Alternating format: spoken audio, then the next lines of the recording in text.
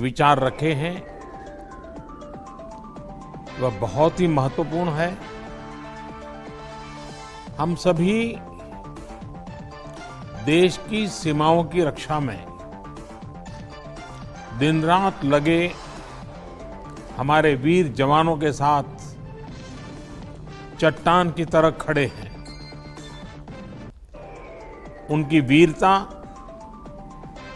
उनके कौशल, उनकी सूझबूझ पर देश अटूट विश्वास रखता है। इस सर्वदलीय बैठक के माध्यम से मैं शहीदों के परिवारों को भी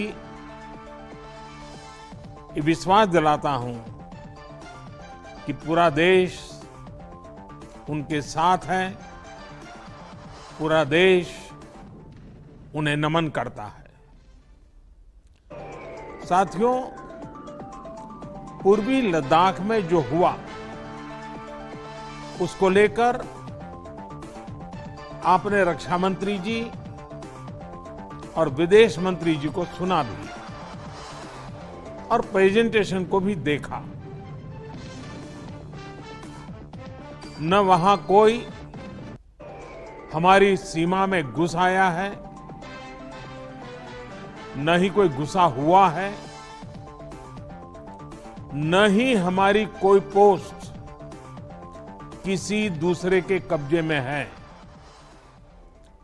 लद्दाख में हमारे 20 जाबाज शहीद हुए, लेकिन जिन्होंने भारत माता की तरफ आंख उठाकर देखा था, उन्हें वो सबक सिखा कर गए। उनका ये शौर्य, ये बलिदान हमेशा हर भारतीय के मन में अमिट रहेगा। साथियों, निश्चित तौर पर चीन द्वारा एलएसी पर जो किया गया है उससे पूरा देश आहत है,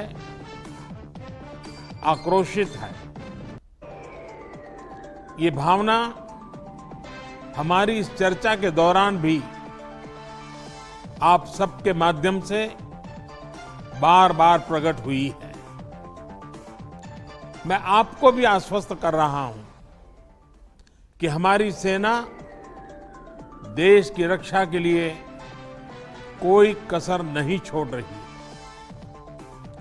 डिप्लॉयमेंट हो, एक्शन हो, काउंटर एक्शन हो, जल थल नभ में हमारी सेनाओं को देश की रक्षा के लिए जो करना है वो कर रही है। आज हमारे पास ये कैपेबिलिटी है कि कोई भी हमारी 1 इंच जमीन की तरफ आंख उठाकर भी नहीं देख सकता।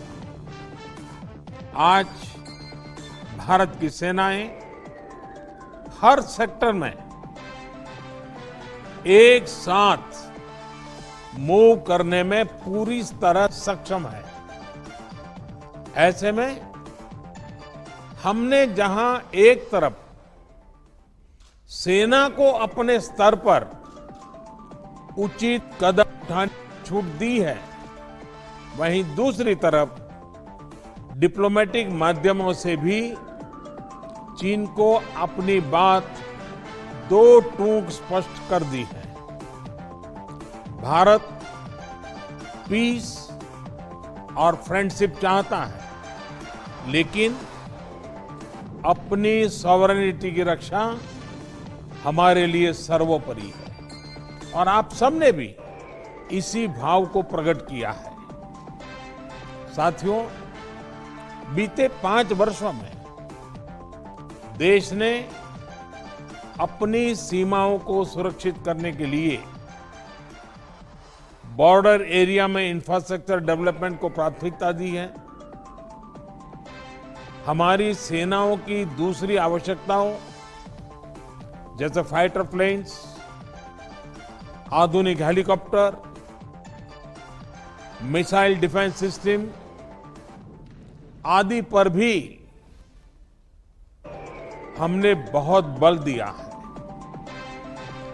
नए बने हुए इंफ्रास्ट्रक्चर की वजह से खासकर एलएसी में अब हमारी पेट्रोलिंग की कैपेसिटी भी बढ़ गई है। पेट्रोलिंग बढ़ने की वजह से अब सतर्कता बढ़ी है और एलएसी पर हो रही गतिविधियों के बारे में भी समय पर पता चल रहा है। जिन क्षेत्रों पर पहले बहुत नजर नहीं रहती थी, अब वहां भी हमारे जवान अच्छी तरह से मॉनिटर कर पा रहे हैं, रिस्पॉन्ड भी कर पा रहे हैं। अब तक जिनको कोई पूछता नहीं था, कोई रोकता टोकता नहीं था, अब हमारे जवान डगर डगर पर उन्हें रोकते हैं, उन्हें टोकते हैं। बेहतर हो रहे इंफ्रास्ट्रक्चर से एक मदद ये भी मिली है कि हमारे जवान जो उस कठिन परिस्थिति में वहां तैनात रहते हैं, उन्हें साजो सामान पहुंचाने में आसानी हुई है।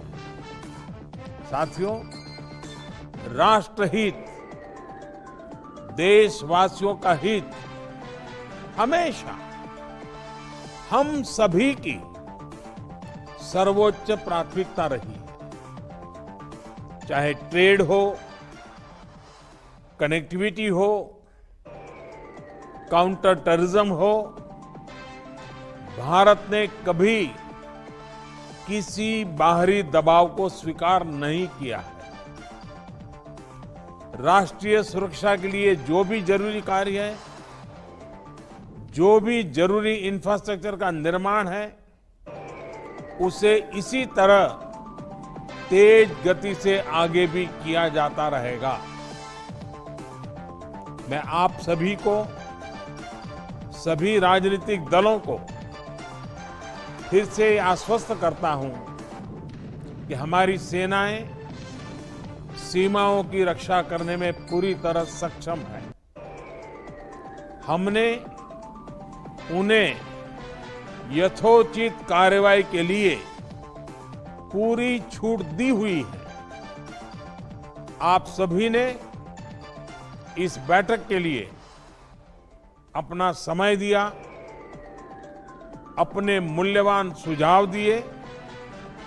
इसके लिए मैं सभी दलों का, आप सभी नेतृत्वगण का हृदय से बहुत बहुत आभार व्यक्त करता हूं और आपके सुझाव आगे की रणनीति में बहुत लाभकर्ता होंगे, ये मुझे पूरा विश्वास है।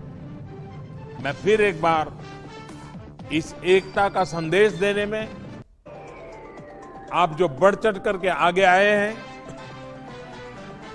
वे सेना का मोरल तो बढ़ाएगा, देश के लोगों की हिम्मत बढ़ाएगा, लेकिन दुनिया को भी जो संदेश जाना चाहिए वो पहुंचेगा।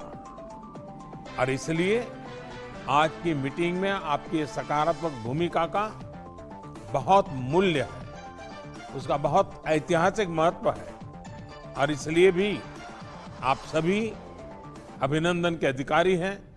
मैं फिर एक बार आप सबका धन्यवाद करता हूं। नमस्कार।